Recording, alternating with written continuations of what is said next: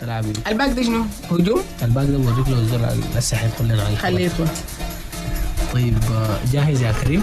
طيب نقول الو السلام عليكم. الو السلام عليكم. وعليكم السلام. استاذ عفاف قولي الو السلام عليكم. الو عليكم السلام. عطاف انت مش عندك مواعيد بتاعت شغل؟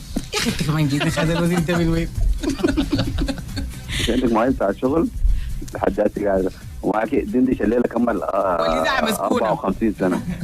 54 سنة والله خالد والله خالد نحن بس ما خليها مستورة كده. هي الوجه بيظهر يا ليش ما تخاف. الوجه بيظهر هسه خالد ده ظاهر عليه. 54 سنه منهم 20 سنه ضيعهم لبس في بلاد.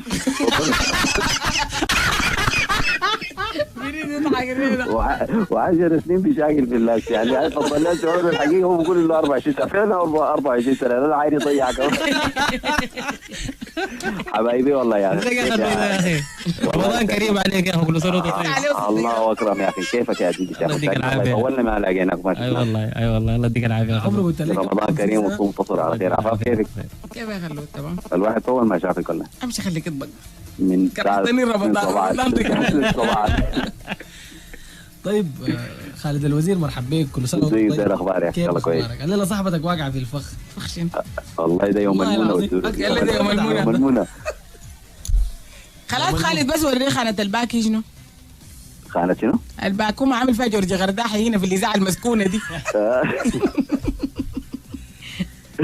الخانة بتاعت الباك؟ لا هو عفوا ما عارف الخانة بتاعت ما الباك عارفها. يعني. ما عارفها قالت لي عندها علاقه بالرياضه بس يمكن حتى لو عارفها بس دايركت تجاوب خليه يجاوب لازم يتصل بالصديق ما هو عامل فيها. طبعا حتى اذا داير الدندش يساعدها المريخات طبعا ما عندهم باكات بالذات في فريقهم الباكات دول ما عندهم ما بيعرفوا. لا لا هو طبعا ما عندنا باكات. ما عندك اي باك. عندنا احرف باكات. اها زي بيقولوا لك علي جعفر. علي جعفر ما باك خطير جدا عندكم كلام. عنده كلام قوله. ايوه انت بدون ما عندك كلام انا ما عندي كلام.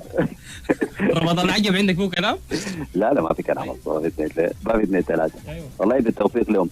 الباك ده طبعا اقول يعني اصدق ولا اخليها كده؟ اطلعها من الفخ. اطلعها من الفخ. الباك ده طبعا الدفاع يعني ما باك لانه بيت يعني خانه في الملعب مش كده؟ يعني خانه في الملعب اللي هو خط الدفاع يعني بعدين بيقول لك باك شمال باك يمين على حسب يعني طرف شمال طرف يمين. شكرا لك كتر خيرك ما قصرت ساعدتها. ساعدتها؟ ما قصرت مع نهائيا. طلعوا لنا من الفخ 200 لان احنا شغالين.